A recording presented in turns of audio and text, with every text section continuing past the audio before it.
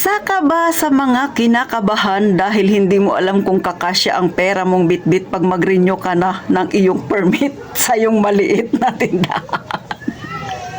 Eto, ibibigay ko sa iyo kung magkano ang ginastos ni Ate Tintin. Pero syempre, dahil magkaiba tayo ng probinsya, magkaiba tayo ng lugar, ay ikaw na ang bahalang mag-estimate kung magkano ba dapat ang bitbit mo. Pero alam ko, parehas naman government yan, kaya hindi masyadong magkakalayo ang ating bayarin, mga kasari.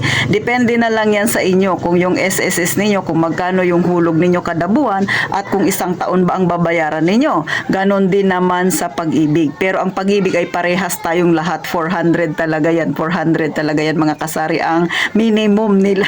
Lahat yan parehas tayo. Kaya kung isang taon ang babayaran ninyo, ay parehas tayo. So, eto na ha.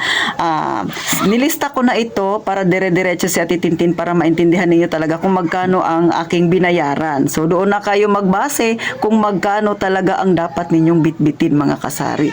Pero bago ako mag-umpisa, syempre, mag-subscribe ka na kay Ate Tintin. Pindutin mo ang like button na yan dahil alam kong makaka-relate ka sa aking ichichismis. At syempre, pakishare na rin, mga kasari. Sige naman, please. At eto na, umpisa na natin ang real talk nating chismisan. So, huwag kang mangamba dahil ito ang aking naranasan. Kaya ito ang aking sasabihin sa'yo. So, kagabi pa lang nilista ko na ito para sa inyo. Ha? Hindi kayo mahirapan mag-estimate kung magkano ba dapat ang inyong bitbit na pera. So, sa mayor's permit, syempre dadaan ka ng assessment. So, sila ang mag-assess kung magkano ang babayaran mo. So, dito sa assessment, mga kasari, kasama na ang aming barangay clearance. Ha? Hindi ko alam kung sa inyo ay hiwalay or kasama na rin. Pero sa akin, sa assessment, kasama na dito ang barangay clearance na aking binayaran na lahat na sa permit ko ay 6,631.25. Wag kang magbunyi. Hindi pa yan, ha? Nangangalahati pa lang tayo ng bayarin. Plus, may sedula ako na 171. Plus, meron akong Bureau of Fire which is 500 pesos. Hindi ko alam kung tumaas na yan ngayon, pero dahil online na ang bayaran ngayon, mga kasari, so i-assume na lang natin na 500 pesos kasi last year 500 yan siya. Plus, may DTI tayo na 230 pesos. Sa DTI ay 5 years naman siya bago mag-expire. So sa loob ng 5 taon, isang beses ka lang kukuha. So 230 pesos yan. Plus, hindi pa tayo tapos. May sanitary tayo which is babayaran mo rin yan sa City Hall na 100 pesos.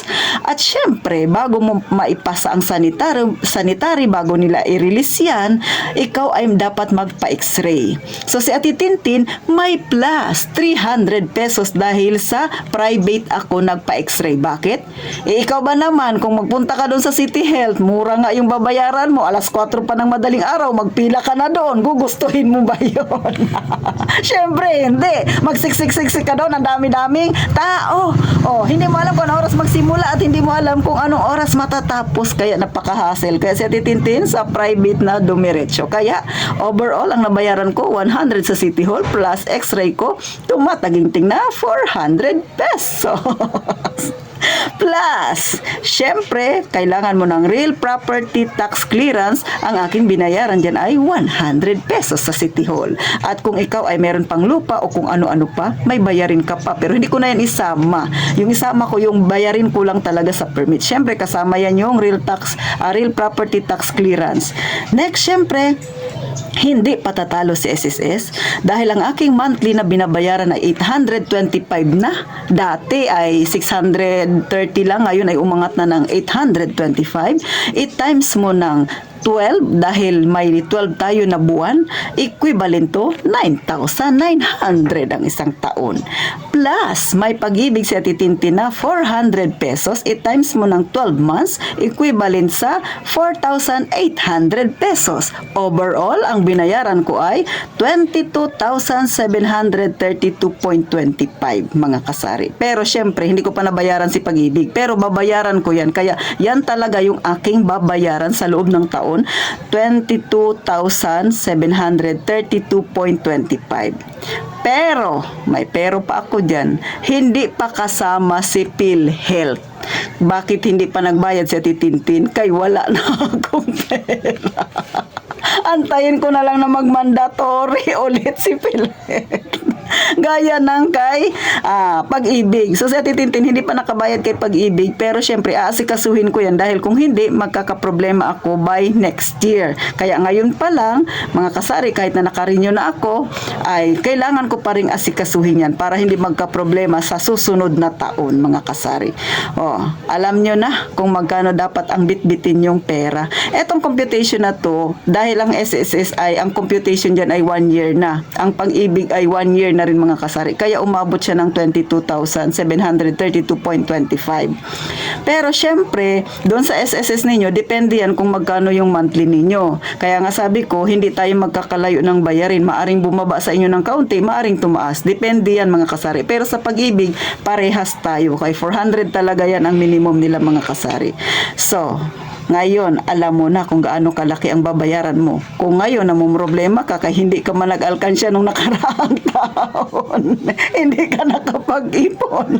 Malaking problema nga yan, mga kasari, ha?